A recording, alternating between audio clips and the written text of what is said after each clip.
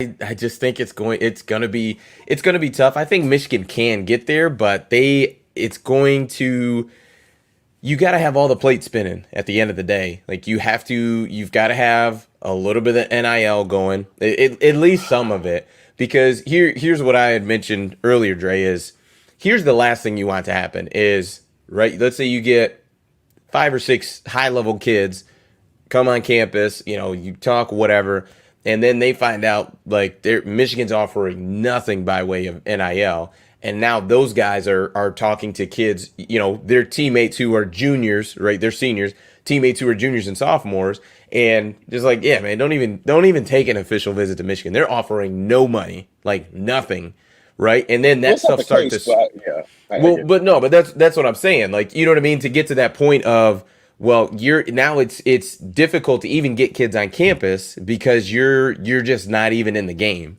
And Yeah, then now that start to spread, you got, kids are DMing each other and they communicate a lot. And they're all at these same camps together, like the Elite 11. There's 11 top quarterbacks are there right now.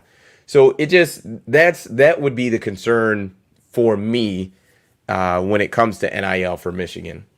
yeah, and it's not over. Like there are ways in which and here's another avenue, the transfer portal. There are other avenues in which you can still find ways to get really talented kids in your program, even if you don't recruit them as freshmen, and that is utilizing the transfer portal.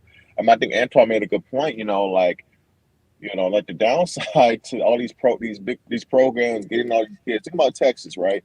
You have Quinn Ewers, you have Arch Manning. Ain't no way in hell that both those kids are going to be there 4 years.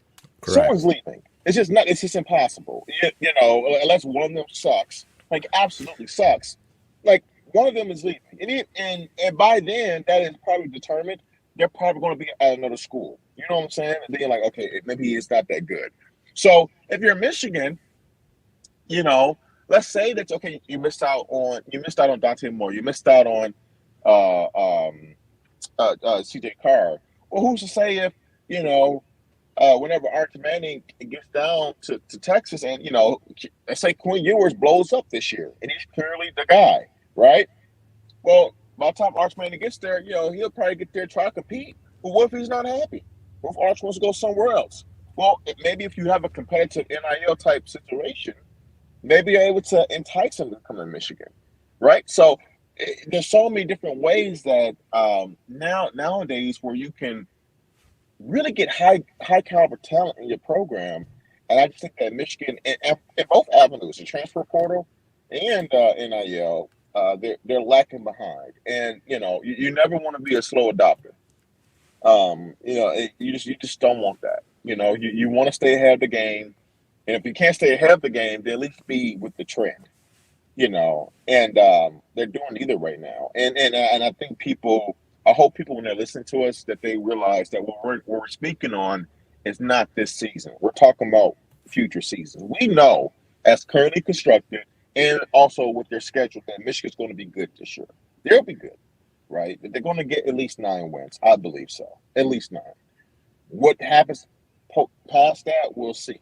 I'm not penciling Michigan State as an automatic win. I would not do that. I don't care what anybody says.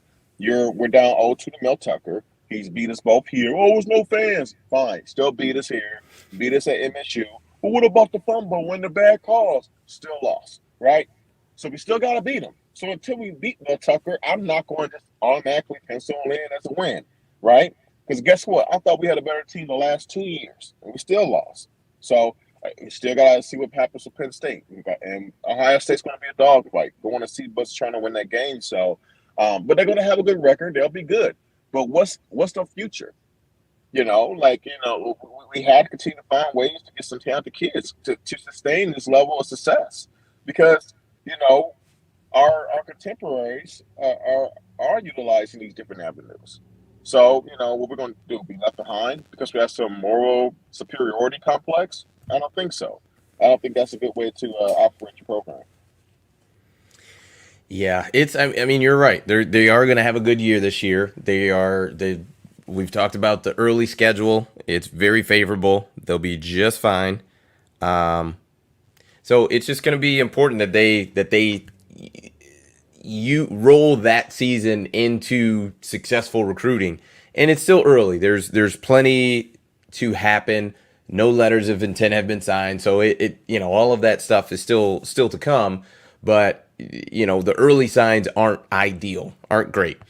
Mhm. Falconer X, thank you so much for the super chat, and is exactly in line with what we've been saying. Get busy winning with NIL or get busy losing.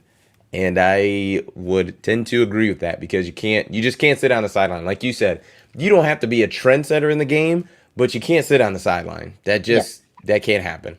That no, cannot happen. because as you understand, like college football is not like the NFL. The NFL, you can overturn your roster relatively quickly. With the draft, with free agency, you can cut and sign guys very, very quickly and overturn your roster. In college football, and you can get good, except for being a Detroit Lion fan, you can get good very quickly in the NFL. I mean, we see teams rise and fall all the time, year to year, right?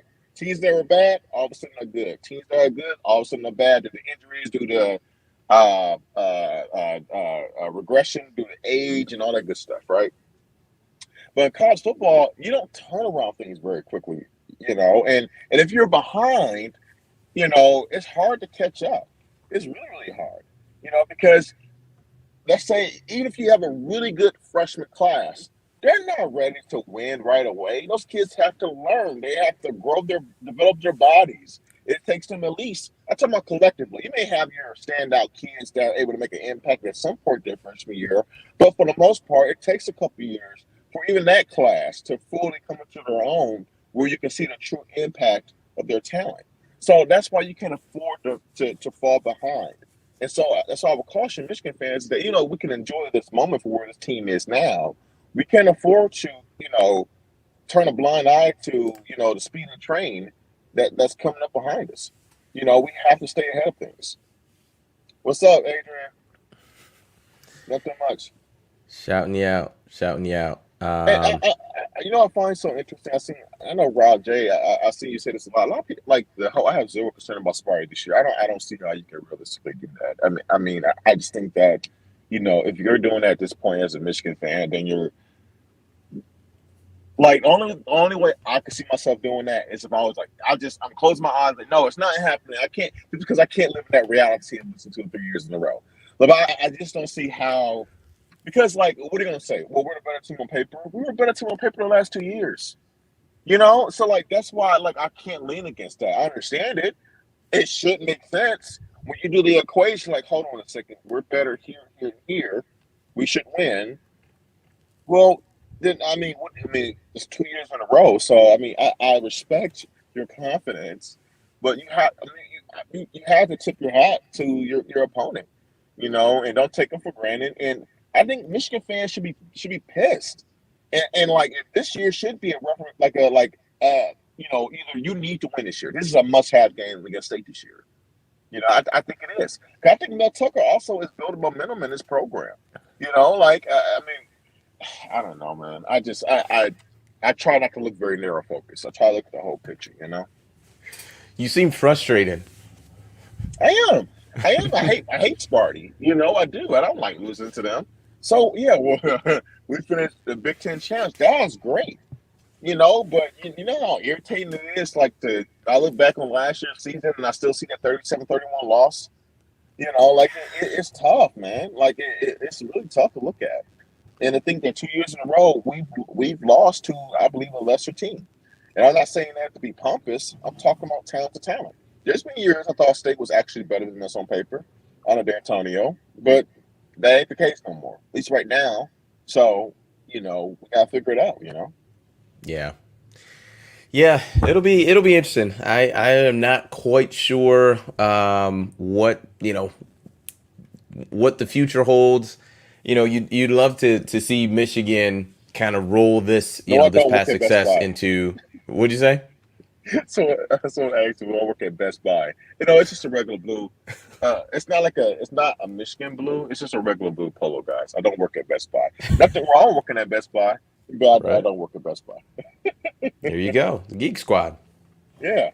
Yeah, it just you just love to see you know, Michigan having a historic year to roll that into a really great recruiting class. So it hasn't materialized yet. There's still plenty of time, but you can't keep letting 4 and 5 star quarterbacks commit other places.